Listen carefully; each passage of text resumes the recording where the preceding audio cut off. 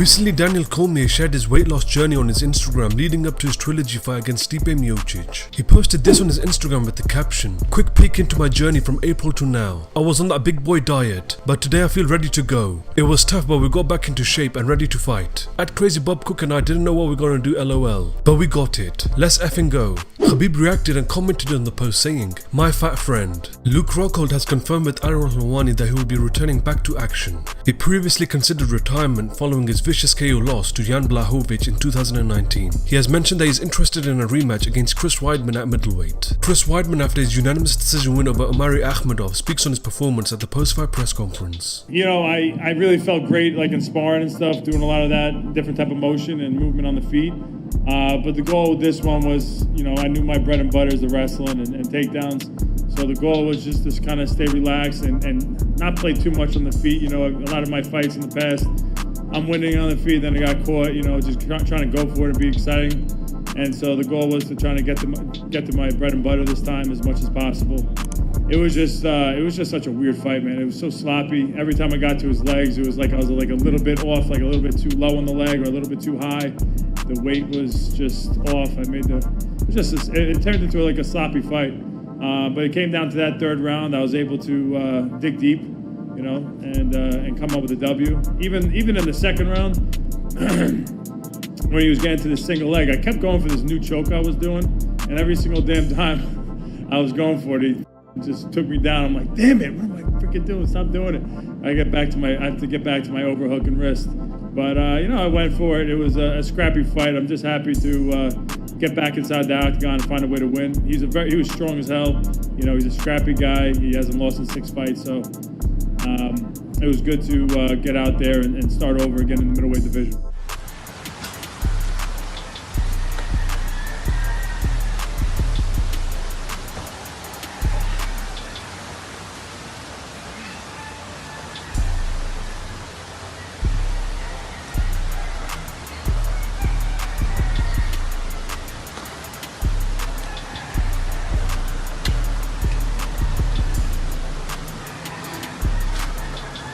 Tyron Woodley on his Instagram live praises Khabib Nurmagomedov's skills. In my opinion, he has a great pressure style, he has a great wrestling style, but when you think about guys like, you know, Jorge Masvidal, you think about Conor McGregor, you think about Anderson Silva, you think about all these fighters that you got, Israel Adesanya, Jon Jones, Stipe, DC, Jose Aldo.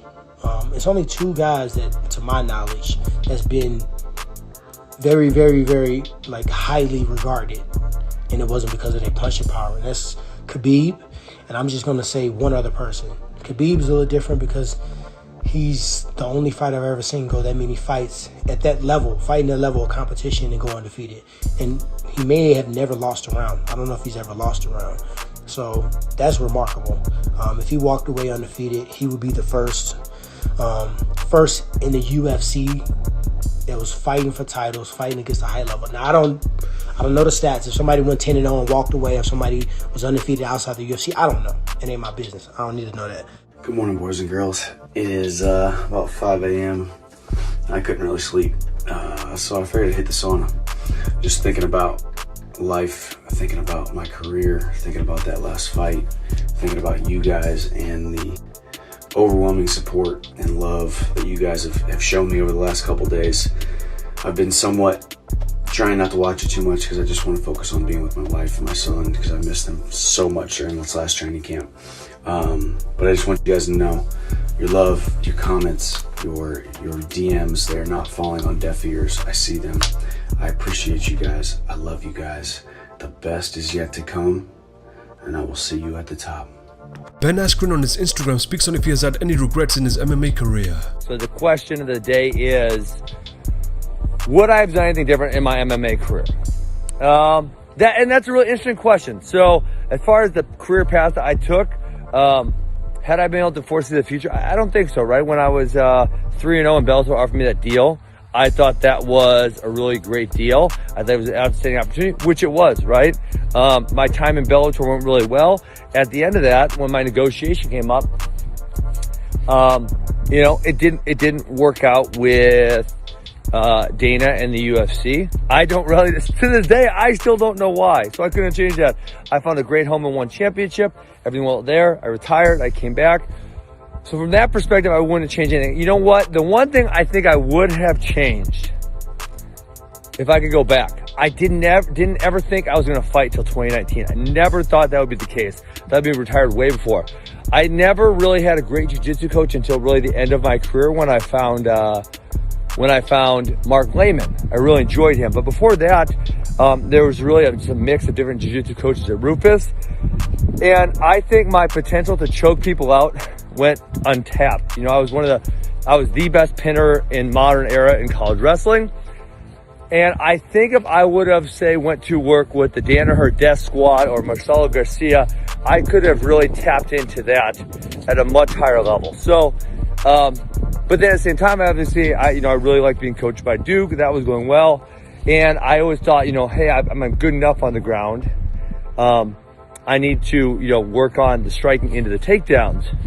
And I always thought, hey, I'm going to be done in a couple of years. And then it just so ended up happening that, I fought till effing 2019. If I would have put some more time into jiu-jitsu, I think I probably could have got better at choking people. But hey, that's how it goes sometimes. So that's what I would have done a little bit differently had I been able to go back and do it again. Ariel, we got you. Look, it's Chase. Chase, how do you feel that you and I pulled the best prank that Ariel's ever had done on air? I feel like it was pretty good. Just kind of worked naturally. It flowed really well. Ariel, I did not have a child when I was 16. I do not have a kid in college.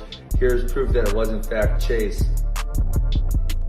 Matt Brown in a recent interview speaks on how he dealt with his losses over the years. Well, it sucks in the moment when you lose, but, again, you got to look at the bigger picture. I mean, I love fighting. I love going there, competing. It's going to happen. It means you made mistakes. It means something's got to get changed up. And, that's not always the case, too. I mean, sometimes, we think that we need to change things, but, it was just, you were doing the right thing and just the wrong thing happened in the cage or something. So try not to just overthink it and try to still just enjoy the process. And, I get over it real quick, like I got knocked out in my last fight. And that's the first time I've ever been knocked out. I got TKO'd once, but it wasn't really like a real TKO. So, but, it doesn't even bother me now. I'm just like, it happens and you deal with it, you move on.